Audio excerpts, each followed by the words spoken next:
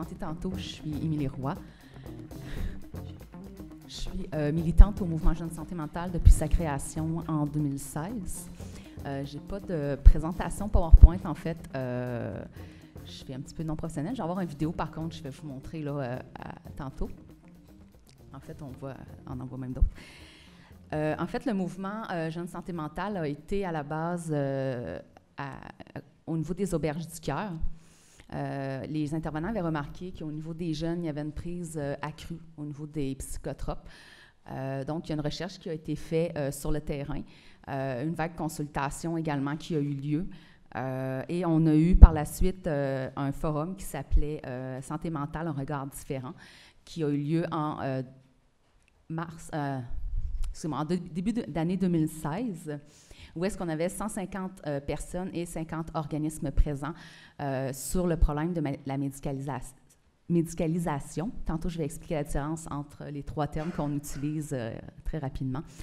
Et lors de ce forum-là, les jeunes ont exprimé leur avis face à la médication, face à leur diagnostic, face au regard aussi que les médecins avaient sur eux, leur famille et même eux-mêmes face à leur situation de vie. Et en fait, à la fin de la journée, pendant la journée, excusez-moi, je suis un peu nerveuse. Pendant la journée, beaucoup de jeunes disaient, ben OK, c'est bien bon, on en parle, mais il faut faire de quoi? Tu sais, c'est pas juste d'en parler qui va faire changer les choses. Puis, tu sais, fait que finalement, il y a eu une rencontre en octobre 2016 avec 80 personnes. Et on a créé, avec toutes les informations qu'on a recueillies grâce au forum, à la consultation et aux jeunes, et ça a été créé pour et avec les jeunes présents qui voulaient s'impliquer plus loin. Le mouvement Jeunes et Santé Mentale est créé a été créé en fait avec son slogan « C'est fou la vie, il ne faut pas en faire une maladie ». Et en cette même journée-là, en fait, nous avons créé nos revendications qui, en fait, si je lis, en fait, qui sont que tous les jeunes et leurs proches aient accès gratuitement à des services d'aide et de soutien psychosociaux et alternatifs à la médication psychiatrique et que l'accès à ce service ne soit pas conditionnel à un diagnostic en santé mentale. Ensuite, que l'expertise des jeunes, donc le savoir expérientiel, soit reconnue par leur participation égalitaire sur toutes les questions qui les concernent, notamment dans l'élaboration, la mise en œuvre et l'évaluation des politiques et plans d'action. La troisième étant que l'exercice du droit à l'information, du droit à la participation au traitement, du droit à l'accompagnement et du droit au consentement aux soins libres et éclairés soit respecté et garanti pour tous les traitements liés à la santé mentale. Et notre dernière, qui, malgré l'annonce du gouvernement d'un forum qui, en fait, a eu lieu, et France pourra vous en parler après moi, nous continuons à revendiquer notre dernière recommandation, qui est une commission parlementaire non partisane et de toutes les régions au niveau du problème de la médicalisation des problèmes sociaux chez les jeunes. En fait, et je vais expliquer justement ce que je disais. Il y a trois termes qu'on utilise. Il y a la médication, qui est un médicament adapté à la condition du jeune, que ce soit physique ou mentale. Il y a la médicalisation qui souvent va être utilisée dans un terme plus social. Donc, en fait, c'est surtout, je donne l'exemple, dans les classes, un jeune qui ne se tient pas tranquille, il a plus d'énergie que les autres. Ah, tu as un TDAH, on te donne du Ritalin, tu vas te tenir tranquille. OK, ce n'est pas l'enfant qui a besoin de Ritalin, il a juste besoin de bouger. Donc, on va le cadrer dans une société avec un médicament, ce qu'on appelle la médicalisation. Et nous avons la médicamentation, qui est souvent un usage multiple et en dosage élevé ou non approprié de médicaments pour traiter un diagnostic en tant que tel. Donc, à partir de là, en fait, je vous explique un peu la création rapide du mouvement. Aujourd'hui, le mouvement a quand même 3 ans. C'est un bébé dans le communautaire, on s'entend. Je regarde là, il ne faut pas que je le passe. En fait, c'est ça. Donc, on est encore bébé, mais on nomme plusieurs comités qui existent. En fait, France va pouvoir vous en parler. Et ces comités-là sont entièrement ouverts et gérés, sont ouverts et décisionnels aux jeunes, donc qui vivent ou ont vécu des problèmes à santé mentale. Donc, je te passe.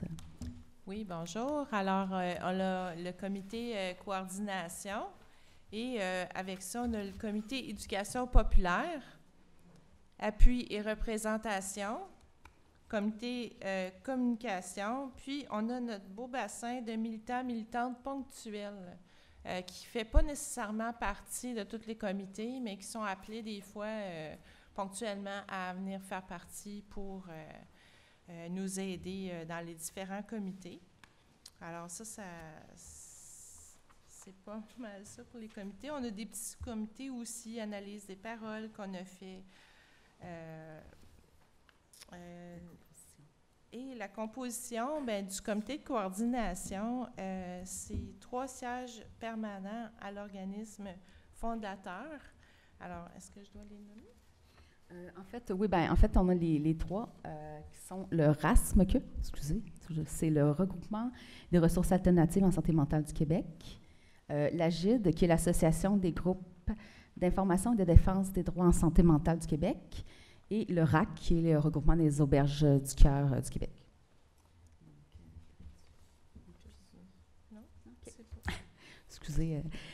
Donc, je vais vous montrer, en fait, quand que France parlait au niveau ce qu'on a notre bassin, en fait, qu'on appelle, depuis la rencontre nationale, on a eu une nouvelle rencontre le 4 décembre dernier, où des jeunes ont pu s'impliquer plus précisément au niveau du mouvement, mais qui ne pouvaient pas nécessairement dire je vais être présent sur le comité de coordination, je vais venir régulièrement.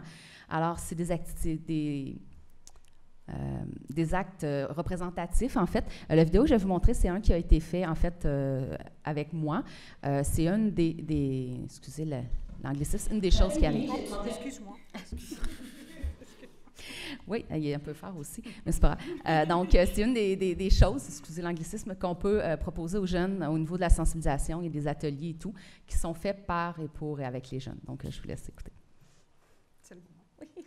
Je m'appelle Émilie, j'ai 31 ans. Je suis une jeune qui soutient le mouvement Jeunes et Santé mentale en tant que militante. Pourquoi je trouve important le mouvement Jeunes Santé mentale, c'est que moi, à l'âge de 14 ans, j'ai été diagnostiquée illégalement d'un trouble de personnalité limite. Dans ces temps-là, dans les années 2000, entre 2000 et 2005, c'était illégal. Maintenant, ça l'est, mais par contre, pas dans mon temps. Ce que je ne savais pas à l'époque. Ça a créé beaucoup de problématiques chez moi, dans le sens où est-ce que j'ai été placée en centre jeunesse et on m'a médicamentée avec des dosages adultes à l'âge de 14, 15, 16 et même plus tard. Donc, pour ce qui est de la surmédicamentation, je connais les diagnostics erronés aussi. Aujourd'hui, suite à des investigations dans ma famille, on se doute beaucoup que ce n'était pas un trouble de personnalité limite que j'avais, mais un autisme d'Asperger féminin qui correspondrait plus à la pratique, à ce qui était vécu par moi, par ma famille, dans l'entourage, également là, face à mes comportements. Ce qui veut dire que j'ai été médicamentée de manière non adéquate puisque ce n'était pas la bonne maladie qui médicamentait. En centre jeunesse, j'ai vécu des isolements répétitifs, que ce soit des journées, des heures, même j'ai déjà passé des semaines en isolement, ce qui est une technique même qui pourrait être considérée comme étant torture selon les Nations unies. J'ai eu beaucoup de problématiques par la suite à cause de ça. Donc, les traumatismes ont créé chez moi une fibromyalgie assez élevée qui est de la tête aux orteils. Donc, j'ai des douleurs constantes, 24 heures sur 24. Et encore là, la problématique, c'est que lorsque je vais à l'hôpital, on ne me croit pas. Donc, je rentre, j'ai mal aux jambes, mes jambes ne veulent plus fonctionner, mais on me dit « Ah, t'as TPL, t'as des problématiques, écoute, t'as mal parce que tu vas pas bien. C'est peut-être possible de virer la question. Je vais peut-être pas bien parce que j'ai mal 24 heures sur 24. » Que je sois Asperger, que je sois TPL, que je sois schizophrène ou peu importe quoi, si j'ai mal et que je viens à l'urgence, c'est important qu'on le prenne en compte. La raison pour laquelle j'appuie le mouvement santé mentale, dans le fond, c'est très important pour moi d'être militante, justement parce qu'une pilule, c'est pas la solution. Un diagnostic, c'est pas une voie vers la solution nécessairement. C'est d'avoir des services alternatifs, c'est de reconnaître aussi la parole des jeunes à travers de ça. Donc, moi, je considère que les services alternatifs, la parole des jeunes, c'est déjà le plus grand chemin qu'on pourrait faire vers la solution, parce que la solution, pour moi, c'est pas une pilule.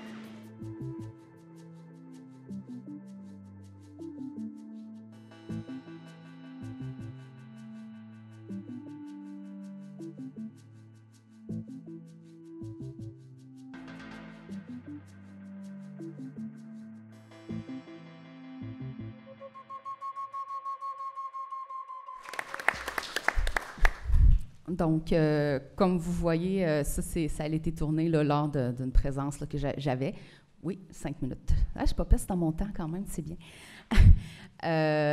Donc, c'est ça. Donc, depuis, il y a eu quand même des actions qui ont été entreprises.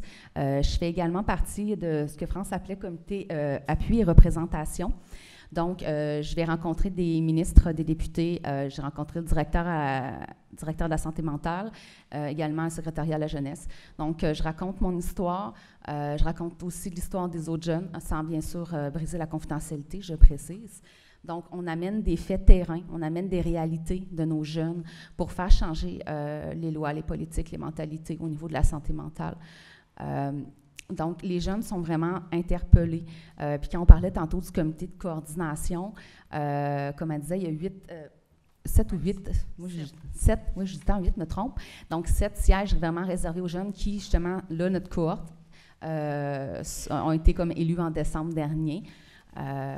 On fait par, pour et avec, dans le sens où, justement, si on demande de réviser les politiques au niveau de la santé mentale jeunesse, si on demande ça à quelqu'un qui a 80, je ne suis pas sûre qu'il, lui, va proposer d'aller prendre une marche ou d'aller jouer au soccer comme alternative à la médication. Donc, c'est sûr qu'il faut aller voir près des gens qui le vivent, près des gens qui le ressentent, puis qui l'ont aussi subi. Parce qu'effectivement, je ne suis pas la seule dans le cas où est-ce qu'il y a eu des erreurs diagnostiques ou qu'il y a eu des complications, autant comme Mme Lourdes nous disait tantôt, les complications autant physiques que mentales de la médication. C'est un fait, il n'y a pas d'études existantes. Donc, c'est très important. Et tous les jeunes qui s'impliquent auprès du mouvement amènent une partie de leur histoire, amènent une partie de leur savoir expérientiel pour démontrer soit l'efficacité, parce que oui, il y en a quand même des procédures qui sont efficaces, mais aussi pour dénoncer les inefficacités du système. Donc, c'est pas mal ce qui résume la présentation en fait qu'on nous a demandé.